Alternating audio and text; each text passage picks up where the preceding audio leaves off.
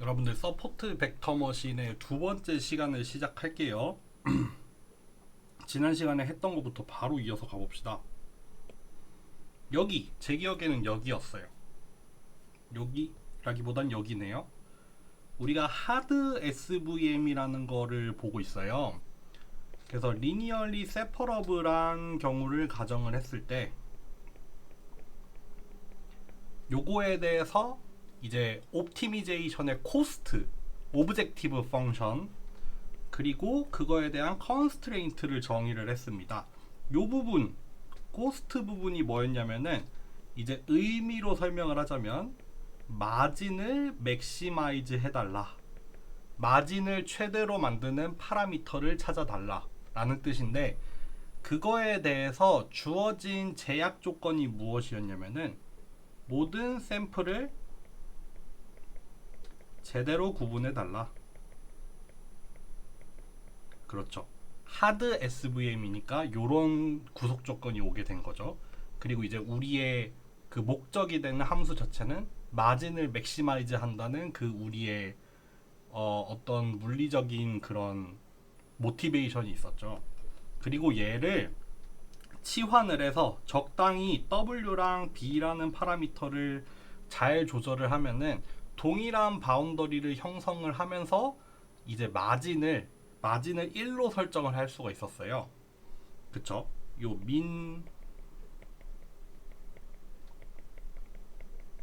부분을 1로 치환을 하는 그런 과정을 거치면은 요 맥시마이즈였던 이 코스트를 미니마이즈 꼴로 바꾸면서 이제 역수에다가 제곱을 취해서 요런 모양으로 만들고, 요거는 사실 동일한 코스트 펑션이에요. 위에 거를 맥시마이즈 하는 거나 밑에 있는 거를 미니마이즈 하는 거나 사실 동일한 역할을 하는 코스트 펑션이 되는데, 우리의 편의를 위해서 뒤에 나중에 전개가 될 그런 것들을 위해서 편의상 요렇게 그냥 동일한 역할을 하는 다른 꼴로 정의를 한 거고, 우리의 코스트 펑션도 요런 식으로 정의가 되는 거였습니다. 우리의 컨스트레인트도 요런 식으로 이제 치환을 하면은 정의가 되는 거였죠.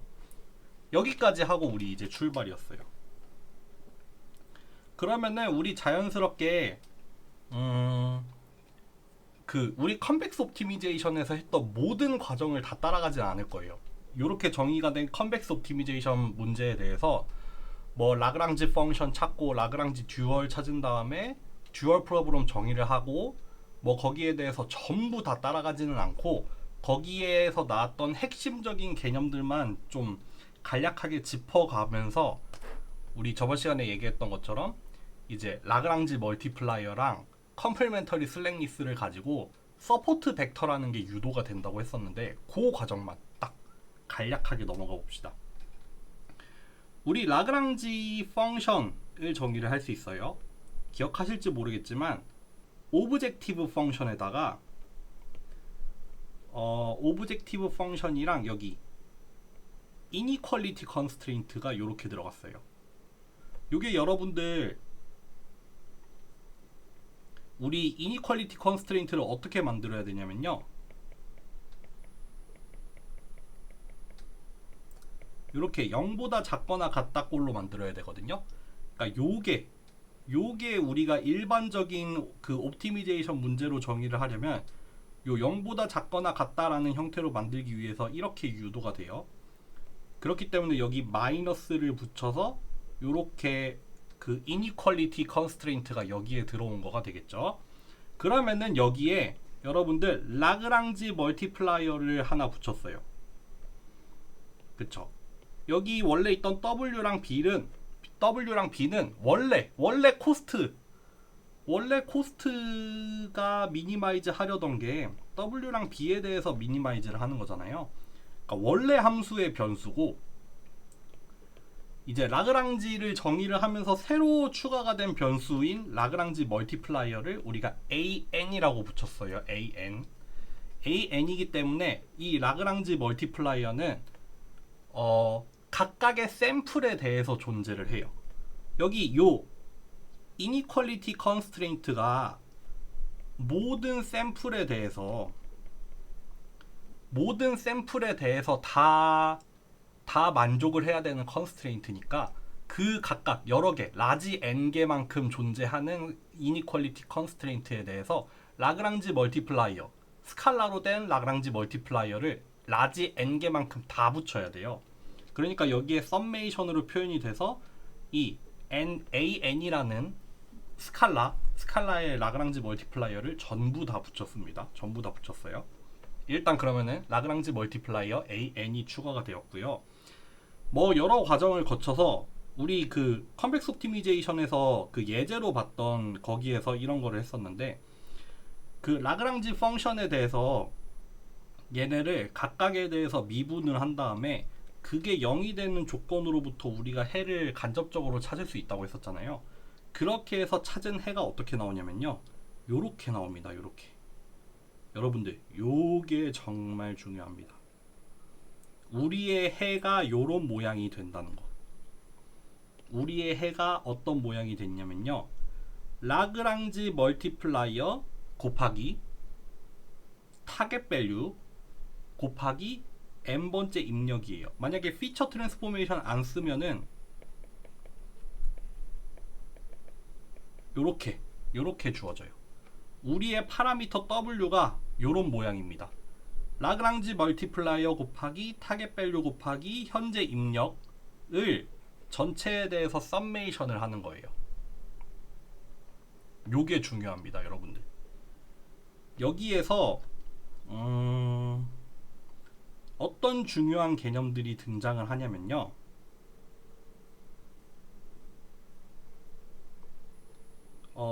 일단 여기부터 가봅시다. 컴플멘터리 슬랙니스를 이제 볼게요. 컴플멘터리 슬랙니스, 그때 컴플멘터리 슬랙니스 할 때 보면은 KKT 컨디션 안에서 KKT 컨디션이라고 해서 그 솔루션이 만족을 해야 될 네 가지 조건이 있었는데, 첫 번째 프라이멀 컨스트레인트, 원래 옵티미제이션 문제가 만족해야 되는 컨스트레인트, 요게 있었죠. 그리고 듀얼 컨스트레인트, 요거는 뭐였냐면요, 여러분들 기억하실지 모르겠는데 컨벡스 옵티미제이션에서 듀얼 프로브럼을 만들면은, 그러면은 그 라그랑지 듀얼 펑션에 대해서 맥시마이즈를 하면서 이니퀄리티 컨스트레인트에 대해서 0보다 크거나 같다라는 컨스트레인트로 바뀐다고 했었어요. 그런 부분이 있었거든요. 거기에서 나오는 그 듀얼 문제의 컨스트레인트가 뭐가 있냐면요, 이니퀄리티에 대한 라그랑지 멀티플라이어, 얘는 0보다 크거나 같아야 된다예요. 그러니까 우리 지금 문제에서는 방금 라그랑지 멀티플라이어 an을 추가를 했잖아요. 그 라그랑지 멀티플라이어 an도 0보다 크거나 같아야 된다. 그쵸? 그러면은 요거 원래 문제의 컨스트레인트랑 듀얼 문제의 컨스트레인트, 요거 두 개가 일단 1번, 2번 조건으로 나왔었고, 3번 조건이 뭐였냐면요, 컴플멘터리 슬랙니스였어요.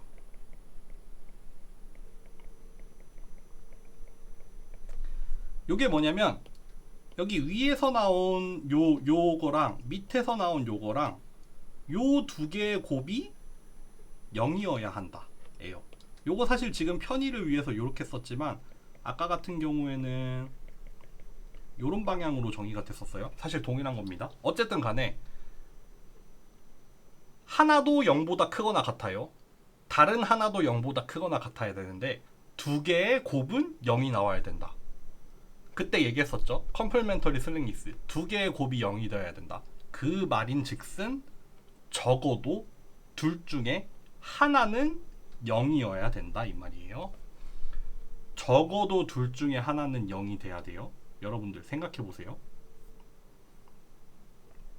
예를 들어서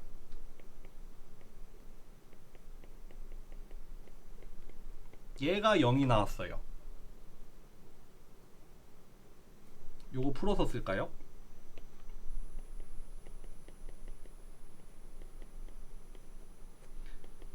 영이 나왔다는 거 이 말이거든요. 이게 의미하는 게 뭐냐면 n번째 입력인 xn은 마진 위에 있는 샘플이란 말이에요. 반대로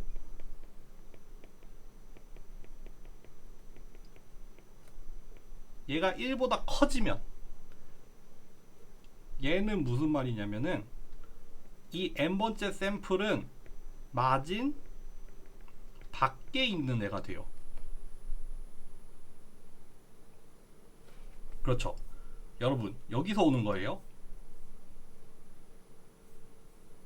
여기서 오는 겁니다. 여기 요 컨스트레인트예요. 요 컨스트레인트가 의미하는 게 뭐였냐면은 얘가 1보다 크냐 아니면 1과 같아지냐가 뭘 의미했냐면은 요 샘플이 만약에 마진에 있을 때, 그러니까 이 샘플 n번째 샘플이 마진이 될 때, 마진이 된다는 게 뭐였어요? 바운더리에 가장 가까운 샘플이 될 때 여기 이 좌변은 1이 돼요. 근데 요 샘플 xn이 마진 밖에 있을 때, 그러니까 내가 가장 가까운 샘플이 아니게 되면은 이 좌변은 1보다 크게 돼요. 이게 어떻게 유도가 됐었냐면은 바운더리로부터 어떤 점 x까지의 거리가 이제 뭐 0보다 크거나 같냐, 그거를 이제 치환을 해서 1보다 크거나 같냐라고 바꾼 건데, 이게 1이냐 아니면 1보다 크냐가 뭐에 따라서 결정이 되냐면은 지금 이 샘플이 마진을 형성하는 그 샘플이 되느냐, 그 말인 즉슨 바운더리랑 가장 가까이에 있는 샘플이 되느냐 아니냐를 따지는 그 조건이 되는 거예요. 그러다 보니까 이 컨스트레인트의 그 크거나 같다라는 그 부등호를 두 개로 쪼개서 같을 때랑 클 때랑 나눠보면은 이렇게 되는 거예요. 얘가 1이 되면은 마진이 되는 샘플이에요. 그러니까 요 빨간색의 경우는 뭐냐면은 가장 가까운 샘플이 된다는 뜻이에요. 얘는 가장 가까운 샘플이 아니라는 뜻이 돼요. 그쵸? 일단 여러분들 여기 이 프라이멀 컨스트레인트에 대한 거, 여기 이 두 번째 컨스트레인트에 대해서 해석을 하자면 그렇게 돼요.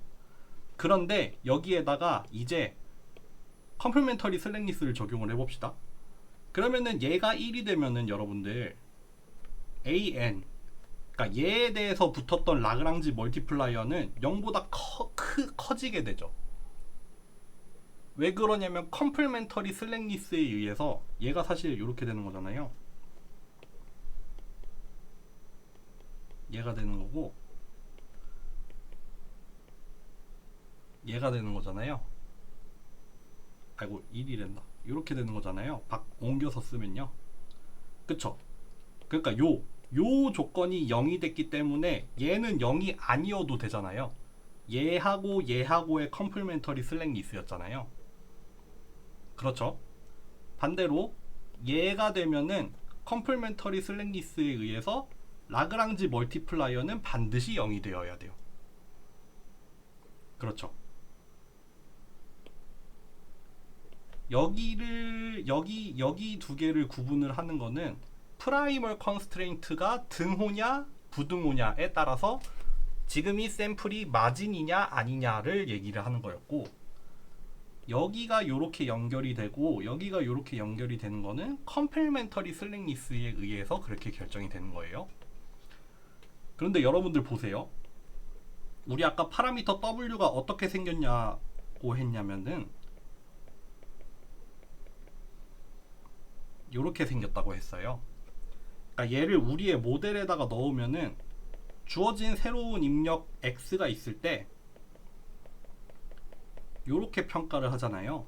이거를 전개를 해보면은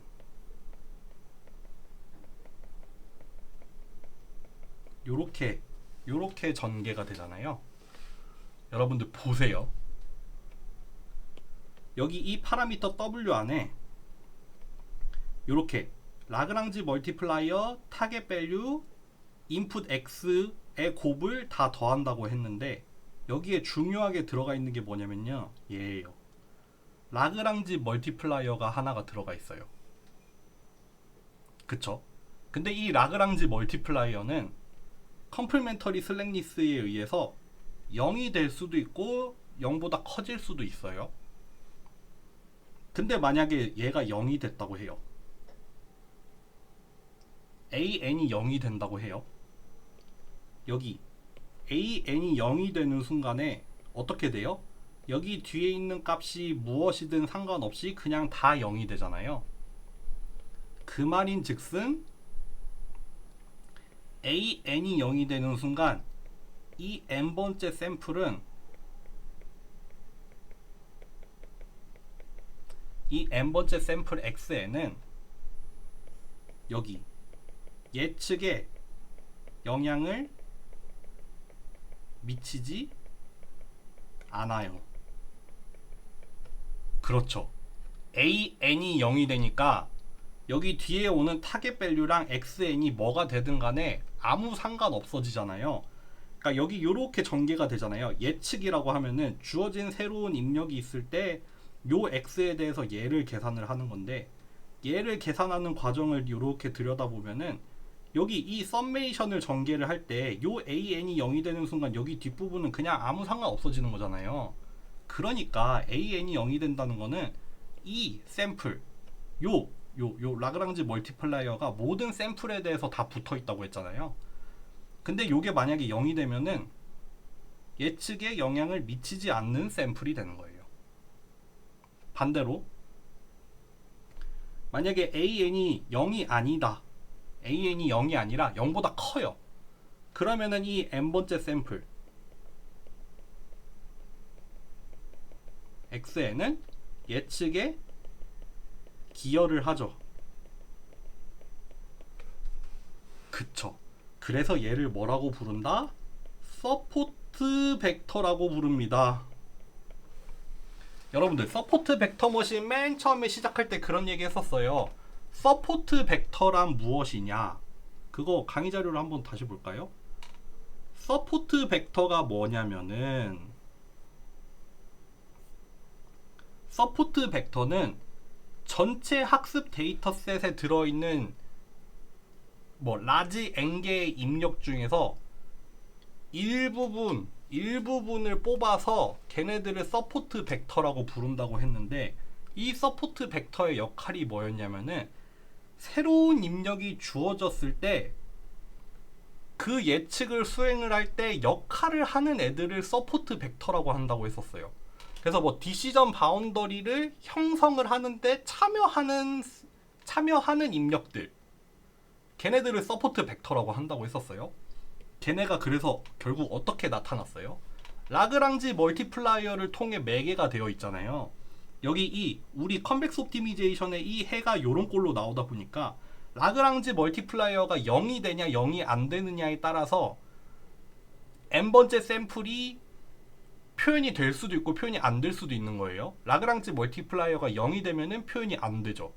라그랑지 멀티플라이어가 0이 아니게 되면은 표현이 되죠.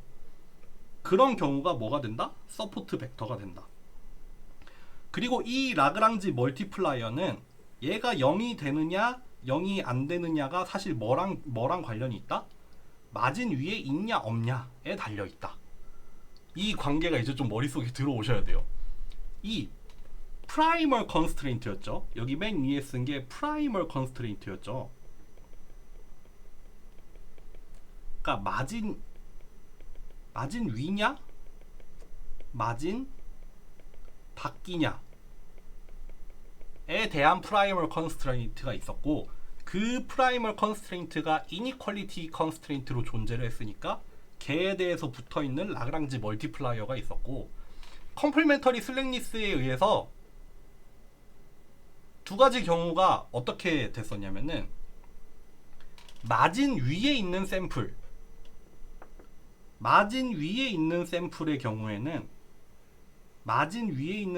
경우에는 프라이멀 컨스트레인트가 0이 되다 보니까 라그랑지 멀티플라이어는 0보다 커야 돼요.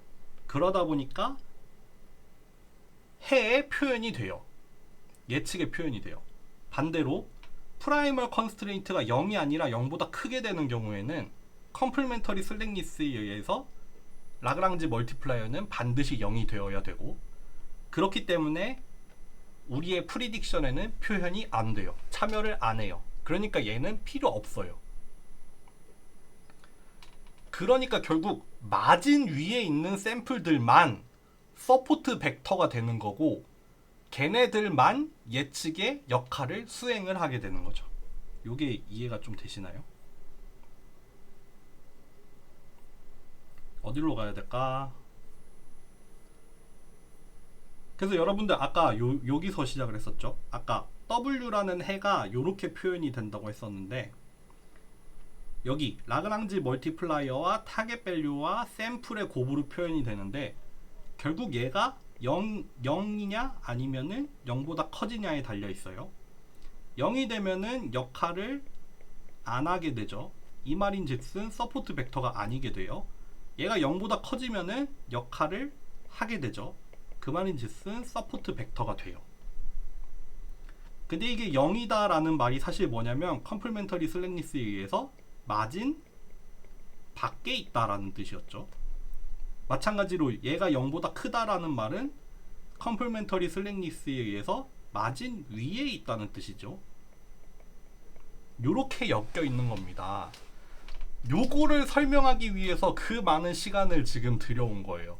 컨벡스 옵티미제이션 설명을 다 하고, 뭐 라그랑지 펑션, 라그랑지안 듀얼 프로블럼 만들고, 뭐 라그랑지 멀티플라이어, 그리고 뭐 KKT 컨디션 이런 거 다 가지고 온 이유가 뭐냐면요, 요거를 설명하기 위함이었어요. 그러니까 아주 깊이 있게는 안 들어갔어요. 여러분들 충분히 어렵게 들리겠지만 깊이 들어가진 않았어요. 제 나름 필요한 만큼만 설명을 하려고 한 거예요, 저는. 근데 어쨌든 간에 여러분들, 저의 변명이긴 하지만 사실 컨벡스 옵티미제이션을 안 들고도 서포트 벡터 머신을 설명을 할 수 있어요. 당연히 할 수 있죠. 저번 시간에 수업 시작하기 전에 했던 것처럼 그냥 서포트 벡터가 뭐 어떤 의미고 뭐 참여를 하지 않는다, 뭐 한다 이런 거 가지고 그냥 개념만 설명하고 끝내도 되죠. 그럴 수 있었어요, 저도 충분히. 근데 그럼에도 불구하고 제가 사전 강의까지 투자를 해가면서 그 뭐 어려운 컨벡스 옵티미제이션을 설명을 하고, 그걸 통해서 여러분들한테 여기까지 보여주는 이유는 뭐냐면, 이유가 뭐겠어요? 여러분들한테 더 많이 알려주려고 하는 거죠. 더 깊이 있게 알려주려고 하는 거고, 서포트 벡터라는 게 이런 이론에 입각을 해서 이렇게 자연스럽게 유도 자연스럽다고 표현을 하는데, 저는 자연스럽게 보이거든요. 여러분들이 이해하기는 어렵겠지만 어느 정도 좀 고민을 해보면은 제법 자연스럽게 보일 거예요. 그런 과정을 통해서 유도가 되는 게 서포트 벡터예요. 그거를 얘기를 하고 싶었던 거죠. 일단 첫 번째 흐름은 그게 있고, 여기에서 출발을 하는 얘기가 두 가지 중요한 얘기가 있어요. 한 가지 얘기는 방금 끝낸 거예요. 그러니까 서포트 벡터일 때만 프리딕션에 포함이 되고, 서포트 벡터가 아니게 되면은 프리딕션에 포함이 안 된다는 거. 그게 첫 번째 중요한 얘기고, 두 번째 중요한 얘기는 뭐냐면요, 두 번째 중요한 얘기는 요겁니다. 요거. 우리의 프리딕션, 새로운 입력이 들어왔을 때 프리딕션을 다시 한번 써볼게요. 얘가 이제 앞에서 썼던 거에 의해서 요렇게 나와요. 다시 한번 얘기하지만 첫 번째 포인트는 뭐였어요? 라그랑지 멀티플라이어를 통해서 이 n번째 샘플이 표현이 될지 표현이 안 될지가 결정이 돼요. 표현이 안 된다는 뜻은 얘가 0이 되는 순간 뒤에 있는 텀은 아무 역할을 할 수가 없다는 거. 그렇기 때문에 표현이 안 된다는 거. 그렇기 때문에 그 n번째 샘플은 쓸모가 없어진다 이거죠. 뭐 예를 들면 이거죠.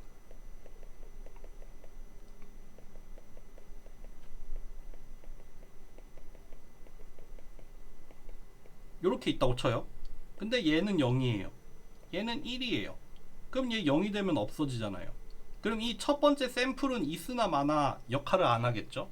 요 두 번째 샘플은 역할을 하죠. 그러니까 얘는 서포트 벡터가 된다는 말이죠. 요게 첫 번째 포인트예요. 첫 번째 포인트, 라그랑지 멀티플라이어를 통해서 서포트 벡터가 발현이 되는지 안 되는지가 결정이 된다. 두 번째 포인트는 뭐냐면요, 여기에 있습니다. 그러면은 이 값에 의해서 여기 뒤에 있는 애가 발현이 될지 안 될지가 결정이 되는데, 발현이 되는 경우 서포트 벡터라고 합시다. 얘가 0보다 커져서 얘가 서포트 벡터가 됐어요. 그쵸? 그러면은 이 서포트 벡터는 항상 어떤 식으로 계산이 이루어지냐면요, 예를 들면 피처 트랜스포메이션을 안 쓰고 그냥 입력을 그대로 사용한 이 경우에 한해서는 요런 모양으로 항상 이루어져요. 이게 뭐예요? 요게 xn이 뭐예요? 그 학습 데이터 안에 들어있는 입력들 중에 일부 뽑혀진 서포트 벡터잖아요. 그 중에 하나잖아요. 걔랑 새로운 입력이랑 두 개를 내적을 해요. 두 개를 이너 프로덕트를 취해요. 그런 다음에 이제 라그랑지 멀티플라이어랑 타겟 밸류를 곱해가지고 요 썸메이션이 이루어지는 거죠. 여기가 포인트예요. 여기. 그래서 우리가 얘를 지금 같은 경우에는 이너 프로덕트로 정의를 했지만, 만약에 우리가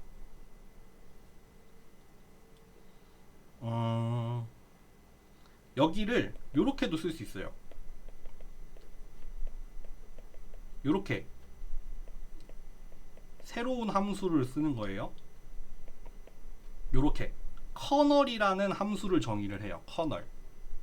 커널이라는 함수를 정의를 해서 이 커널 함수는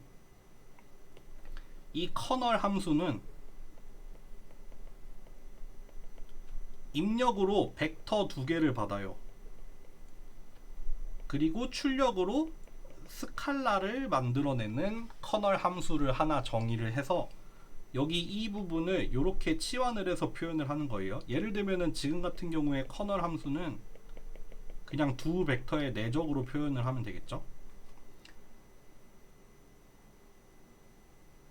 이런 식으로 여러분들 새로운 입력이 들어왔을 때 일반적으로 새로운 입력하고 이 서포트 벡터들하고 커널 함수를 통해 비교를 하는 거예요. 두 벡터를 비교를 해서 그 비교된 정도를 스칼라 값으로 나타낸 다음에 그 값을 이용을 해서 예측을 하는 거예요. 그래서 요 두 벡터라고 하면 무슨 벡터예요? 새로운 입력 벡터 x랑 서포트 벡터 중에 하나 xn을 가지고 두 벡터를 비교하는 함수를 커널 함수라고 말을 했어요. 그래서 항상 서포트 벡터 머신은 주어진 입력이 있을 때, 주어진 새로운 입력이 있을 때, 이 주어진 새로운 입력하고 뭐 요렇게 4개의 서포트 벡터가 있다고 하면은 요렇게 가지고 있는 서포트 벡터들하고 각각에 대해서 커널 함수를 통해서 비교를 한 다음에 예측이 이루어진다는 거죠. 그쵸? 그렇게 해서 두 가지 포인트가 중요하다는 거예요. 하나는 뭐였어요? 라그랑지 멀티플라이어를 통해서 서포트 벡터 여부가 결정이 돼서 표현이 된다는 거. 두 번째는 뭐였어요? 서포트 벡터에 한해서는 주어진 입력과 서포트 벡터 사이를 커널이라는 걸 통해서 평가를 하게 된다, 이거예요. 커널에 대해서 조금 더 자세하게 한번 가봅시다. 그러면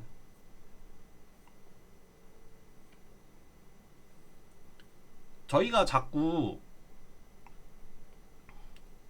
그 피처 매핑을 지금 조금 생략을 하고 오고 있는데, 예를 들면 이런 거예요. 여러분들 어떤 주어진 입력이 있으면은 얘를 가지고 바로 우리가 뭐 클래시피케이션이나 리그레션에 들어갈 수 있어요. 그래서 바로 타겟 밸류나 뭐 아웃풋 값을 이렇게 출력을 할 수도 있지만 이렇게 바로 가지 않고 피처라는 걸 추출을 해요. 우리가 뭐 특징 내지는 뭐 특성이라고 하죠. 이렇게 피처를 한 단계 추출을 한 다음에 그 다음에 클래시피케이션이나 리그레션을 거쳐서 타겟 밸류나 출력 값을 이렇게 만들어낼 수 있어요. 근데 이게 별게 아니라 예를 들면은 폴리노미얼 리그레션에서 한번 봤었죠. 예를 들어서 그냥 인풋이 원 디멘션의 x라는 뭐 x1이라는 그냥 스칼라 하나가 들어온다고 합시다. 얘에 대해서 우리가 피처를 만들어낼 수 있어요. 뭐 1, x1, x1 제곱, x1 세제곱 이런 식으로. 처음에 입력은 그냥 스칼라였는데 얘를 가지고 4차원의 벡터를 만들 수 있죠. 요거를 가지고 이제 실제 예측을 수행을 할 수 있는데 예를 들어서 원래 입력 그냥 스칼라를 가지고 얘나 얘 사이의 관계를 보면은 안 보였던 관계들이 우리가 피처라는 거를 사용을 해서 예를 들어서 폴리노미얼 관계라고 하면은 만약에 이렇게 막 데이터들이 2차의 관계를 이렇게 갖고 있는 것처럼 보일 때 요거를 그냥 1차로 피팅을 하면은 결과가 잘 안 나오잖아요.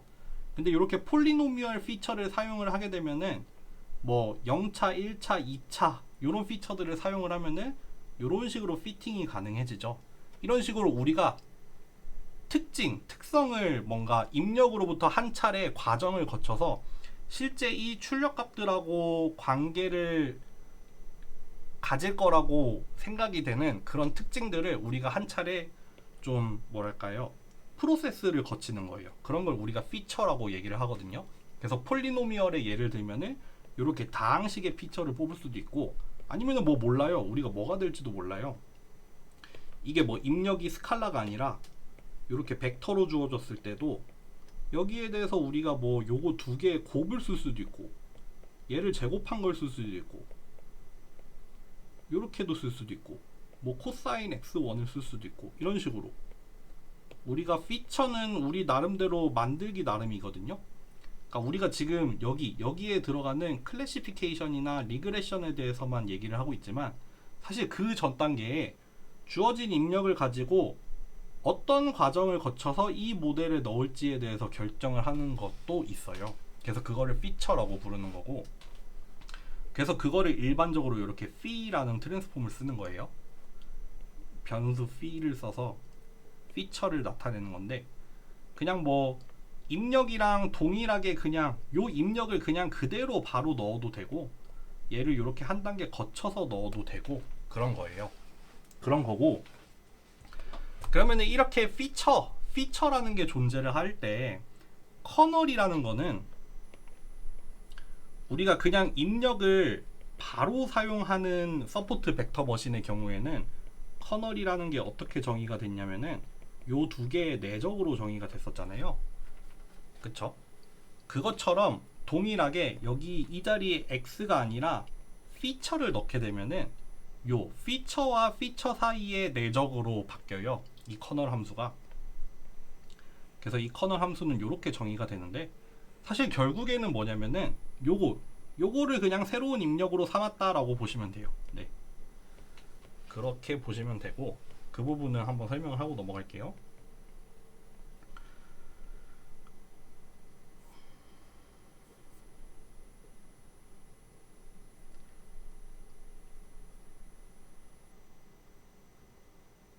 그래서 커널은 여러분들 커널이 일단 정의가 된 것 자체는 그 서포트 벡터 머신의 프리딕션이 나타나는 형태로부터 뭐 요렇게 정의가 됐죠. 간단하게는 요런 모양으로 정의가 된다고 생각을 하시면 되죠. 그러니까 뭐 어떤 주어진 새로운 입력과 우리가 가지고 있는 서포트 벡터 사이에 뭐 내적인데 우리가 단순히 내적뿐만 아니라 다른 커널 함수도 사용을 할 수 있어요. 커널 함수로 뭐 제일 기본적으로 사용할 수 있는 게 요런 내적이라는 함수가 된다면은 그거 말고도 다른 함수를 써도 상관없어요. 예를 들면은 커널 함수는 결국에는 어떤 역할만 하면 되냐면은 요 두 벡터 사이에 시밀러리티로 정의가 되면 돼요. 여러분들 사실 이너 프로덕트도 내적 우리가 벡터 두 개를 내적을 하면은 이게 기하학적으로는 하나의 벡터를 다른 벡터에다가 이렇게 투영을 시켰을 때 여기에 크기가 스칼라로 리턴이 되는 거잖아요. 그렇기 때문에 두 벡터가 같은 방향이면은 이너 프로덕트가 최대가 되죠. 그리고 두 벡터가 수직이 되면은 0이 나오는 게 이너 프로덕트잖아요. 그렇기 때문에 이너 프로덕트도 두 벡터의 시밀러리티로서의 역할을 하거든요. 마찬가지로 우리가 커널 함수를 내적 말고도 시밀러리티를 표현을 할 수 있으면은 뭐 어떤 함수를 사용을 해도 괜찮아요. 다만 그게 만족해야 되는 조건이 있죠. 그게 뭘 만족을 해야 되냐면요. 요런 식의 모양으로 정의가 가능해야 됩니다. 요런 모양으로 정의가 가능해야 된다 이거예요. 예를 들면은 우리가 커널 함수로 이렇게 주어진 두 개의 벡터가 있을 때 요런 함수를 커널로 쓰고 싶다고 해요. 예를 들면 할 수 있죠. 두 벡터를 내적을 한 다음에 1을 더해서 제곱을 한 값. 이러면은 이제 벡터 두 개를 입력으로 받아서 스칼라를 반환을 하는 그런 커널 함수가 되잖아요. 근데 이 커널 함수가 실제로 우리가 사용할 수 있는 커널일지 아닐지는 뭐에 달려 있냐면요. 얘가 이렇게 피처 함수 두 개의 내적으로 표현이 되느냐 안 되느냐에 달려 있다는 거죠. 다행히도 이런 경우에는 요런 피처 트랜스포메이션을 하나 정의를 해요. 예를 들면은 x라는 벡터 x1, x2라는 2차원의 벡터가 들어왔을 때 요거에 대한 피처 트랜스포메이션으로 요런 함수를 정의를 했을 때 요렇게 정의를 했을 때 이제 얘하고 이 x 프라임 두 개에 대해서 내적을 구해보면은 요런 모양으로 잘 정의가 된다 이거죠. 이런 경우에는 커널로 사용을 할 수 있다는 겁니다. 그러니까 사실 아무 함수나 사용을 할 수는 없어요. 일단 기본적으로 커널 함수는 두 개의 벡터의 입력을 받아서 스칼라를 반환을 해야 되는데 물리적인 의미로는 두 벡터의 시밀러리티를 나타낼 수 있는 함수여야 되고 그리고 어떤 조건을 만족을 해야 돼요? 이런 식으로 표현이 가능한 함수만 사용이 가능합니다. 그래서 사실 그거를 체크하는 방법이 있는데 요거는 어려우니까 그냥 넘어갈게요. 이거는 넘어가고 그래서 우리가 보통 사용을 하는 커널이 그냥 우리가 원하는 아무 커널을 갖다가 그 커널 함수가 이제 그 조건을 만족을 하는지 확인을 한 다음에 사용을 해도 되지만 사실 많이 사용하는 커널이 좀 정해져 있어요. 몇 가지가. 그 중에 가장 대표적인 커널이 가우시안 커널이라는 거예요. 가우시안 레디얼 베이시스 펑션이라는 커널이라서 줄여서 가우시안 IBF 커널이라고 하는데 요거 같은 경우에는 어떻게 정의가 되냐면 두 개의 벡터에 대한 함수인데 우리 요거 가우시안 분포랑 좀 비슷하게 생겼죠. 가우시안 분포랑 비슷하게 생겼어요. 여기 주어진 두 개의 벡터에 빼면은 벡터의 그 빼기가 되잖아요. 그래서 여기 요 안에 있는 부분도 새로운 벡터가 되는데 그 벡터의 놈을 구해서 제곱을 한 다음에 얘로 나눠서 익스포넨셜을 취하는 거죠. 요거 사실 이런 식으로 나옵니다. 예를 들어서 x에 대해서 x 프라임을 요렇게 바꿔가면은 요런 모양이 되죠. 여기 두 벡터가 같을 때 1이 되고 점점 0에 가까워지는 그런 결과가 나타나겠죠. 그러니까 이제 요 함수도 이제 어떤 벡터와 다른 벡터 사이에 시밀러리티를 표현을 하는 그런 커널이 되겠죠. 그래서 얘를 다르게 표현을 하면은 여기 앞에 감마를 붙여서 하는데 만약에 감마가 증가하게 되면은 요런 모양으로 나오겠죠. 그쵸? 감마가 증가하게 되면은 이제 커널에 대한 영향력의 범위를 좀 더 줄이는 효과가 있겠죠. 그러니까 감마가 증가하게 되면은 요 커브가 감소하는 폭이 확 더 급격하게 깎이게 되잖아요. 그러다 보니까 그 서포트 벡터가 미칠 수 있는 영향력이 그만큼 더 좁아지는 게 되겠죠. 그렇죠. 요 값의 결과가 큰 범위가 좁아지니까요. 그러니까 어쨌든 간에 이렇게 가우시안 커널 같은 걸 사용을 해서 우리가 서포트 벡터 머신을 사용을 한다는 거 라고 보시면 됩니다. 커널에 대한 설명이 조금 아쉬운데 요거는 만약에 필요하면은 제가 좀 부연 영상을 좀 올려드릴게요. 마지막으로 요 그림을 보고 서포트 벡터 머신을 살핀 다음에 간단하게 실습을 하고 마칠게요.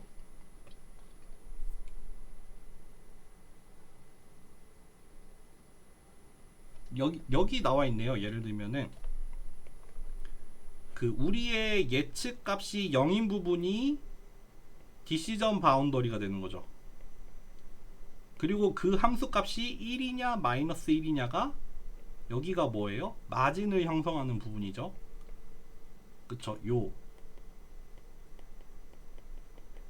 요게 1인 부분이 마진이었잖아요. 그 치환을 하게 되면은 요렇게 되잖아요.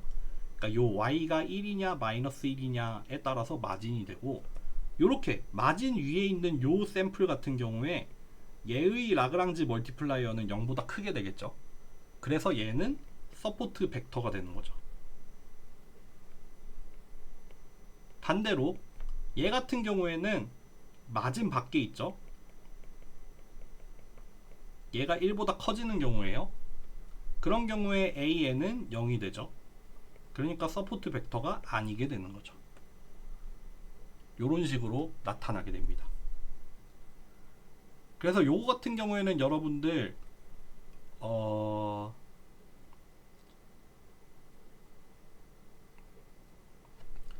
여기에 나타낸 그림은 이제 인풋 스페이스를 그린 거예요. 인풋 스페이스 X를 그린 거예요. 얘를 가지고 우리가 피처라는 매핑을 통해서 변환이 된 피처 스페이스가 있을 거 아니에요. 예를 들면은 뭐 여기에 있는 한 점에 대해서 얘에 대해서 피처 매핑을 거친 점이 또 여기 어딘가에 표현이 되겠죠. 이런 식으로 여기 이 인풋 스페이스 위에 나타낸 점들이 그대로 피처 스페이스 위로도 이렇게 투영이 되거든요. 1대1로 대응이 돼요. 각각의 점들이. 그러면은 이렇게 존재를 하는데, 여기 이 피처 스페이스 상에서는 서포트 벡터의 바운더리는 이렇게 리니어하게 존재해요. 이게 사실 우리가 피처 매핑을 사용을 하는 이유입니다. 이런 식으로 우리가 서포트 벡터 머신은 리니어한 바운더리를 갖지만 이렇게 넌리니어하게 사용도 가능하거든요. 왜냐하면은 피처 스페이스 상에서는 리니어한 바운더리로 나타나요. 리니어한 바운더리로 나타나고, 여기에서 이제 마진을 형성을 하겠죠. 예를 들어서 마진이 뭐 이렇게 형성이 됐다고 합시다. 그러면은 서포트 벡터가 예를 들어서 얘랑 얘가 되겠죠. 그쵸? 근데 걔네들이 이제 다시 인풋 스페이스로 가져와 보면은 얘가 요 점이 되겠고, 뭐 얘가 요 점이 될 수도 있고, 요 디시전 바운더리는 여기에 요렇게 나타나 있는 거죠. 그래서 여기 인풋 스페이스 상에서는 요렇게 초록색으로 표현을 한 점들이 이제 서포트 벡터가 되어서 디시전 바운더리를 형성을 하는데 참여를 한 애들이에요. 그렇지만 인풋 스페이스 상에서는 바운더리가 넌리니어하게 나타날 수 있어요. 왜냐하면 피처 매핑을 사용을 했기 때문이죠. 그러니까 이 피처 매핑을 거친 이 피처 스페이스 상에서는 리니어한 바운더리로 나타나요. 근데 그거를 다시 가져왔을 때 넌리니어하게 보일 뿐이지 서포트 벡터 머신 자체는 리니어한 모델이죠. 네. 그러니까 요 그림을 그렇게 이해를 하시면 됩니다. 이렇게 하고 우리 실습으로 이제 넘어가 봅시다.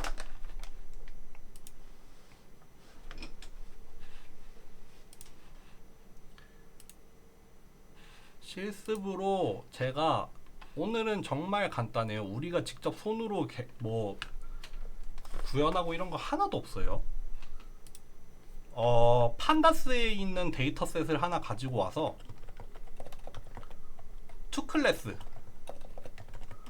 투클래스 클래시피케이션을 한번 해볼 거예요.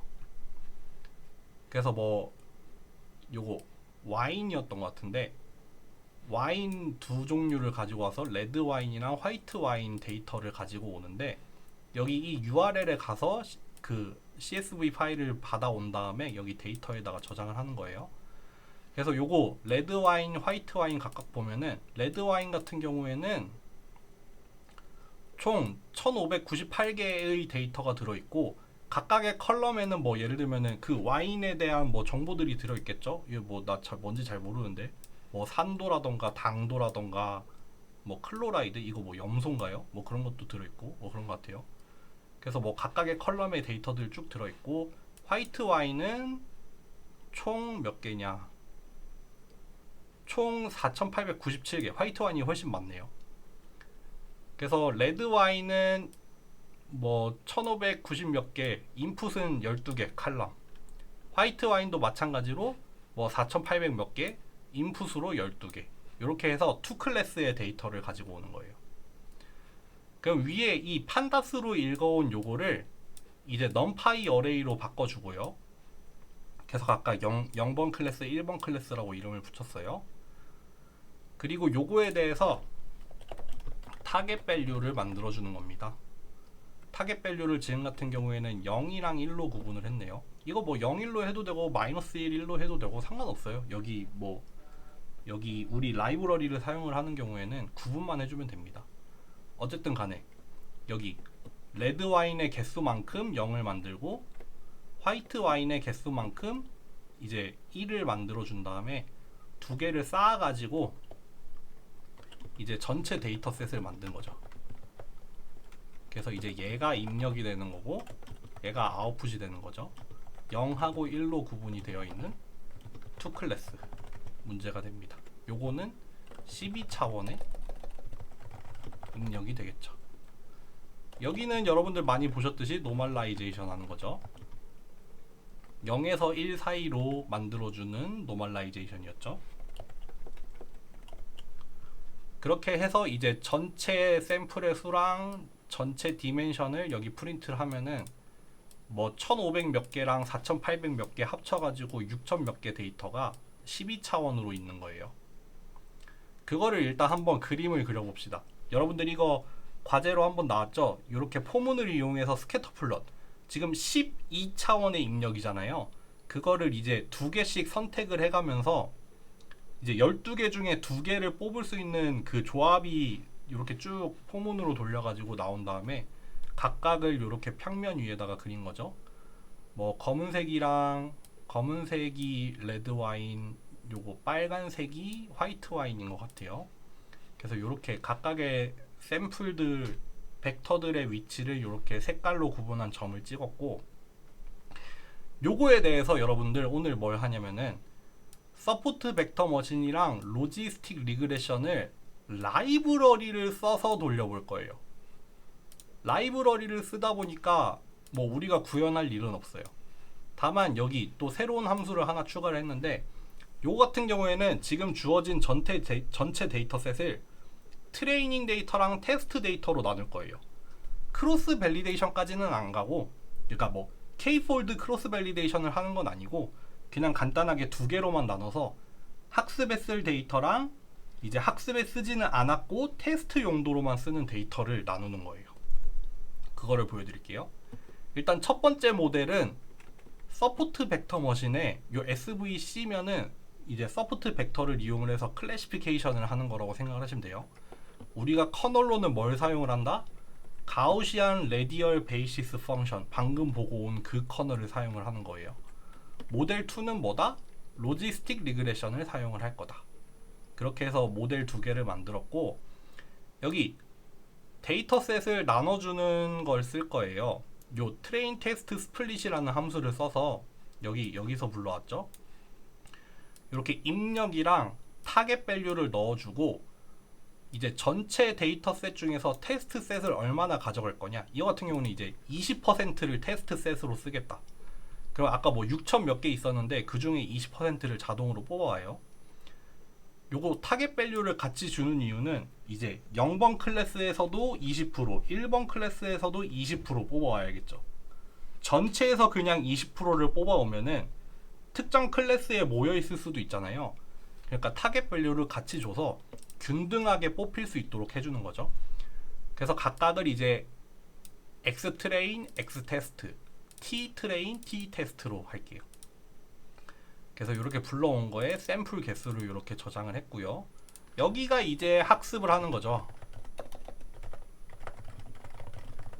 뭘 이용을 해서 학습을 해요? 전체 데이터셋을 다 쓰는 게 아니라 불리한 데이터셋 중에서 트레이닝에 사용할 데이터만 이용을 해서 이제 SVM이랑 로지스틱 리그레션 각각을 이렇게 피팅을 하는 거죠.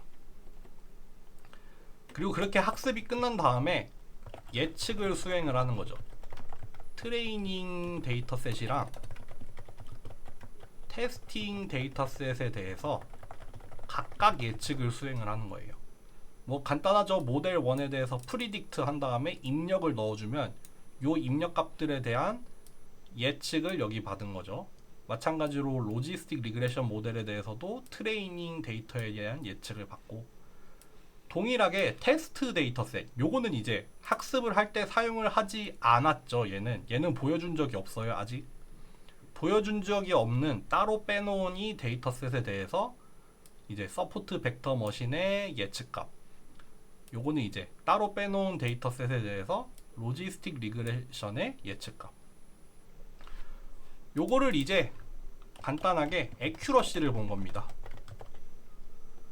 애큐러시 그 전체 중에 이제 맞춘 개수를 보는 거예요. 그러니까 우리가 여기 왼쪽에 넣은 거는 우리가 참값으로 가지고 있는 거고, 여기 우변에다 넣은 거는 이제 우리가 예측을 한 건데, 요 같은 경우에는 이제 SVM의 트레이닝 데이터셋에 대한 애큐러시죠. 얘 같은 경우에는 로지스틱 리그레션에 대해서 트레이닝 데이터셋의 결과죠. 마찬가지로 얘는 SVM의 테스팅 데이터셋이죠. 얘는 로지스틱 리그레션의 테스팅 데이터셋이죠. 그렇게 해서 각각의 애큐러시를 이렇게 쭉 출력을 하면은 이렇게 나옵니다. 뭐 서포트 벡터 머신이 뭐 트레이닝 할 때 99.5%, 테스트 할 때 99.3%, 로지스틱 리그레션이 트레이닝 할 때 뭐 98.7%, 테스트 할 때 98.6% 이렇게 나왔다는 거죠. 요거는 사실 2클래스여서 여러분들 뭐 그렇게 뭐 어려운 뭐 그런 데이터셋은 아니었나 봐요. 되게 애큐러시 높게 나왔네요.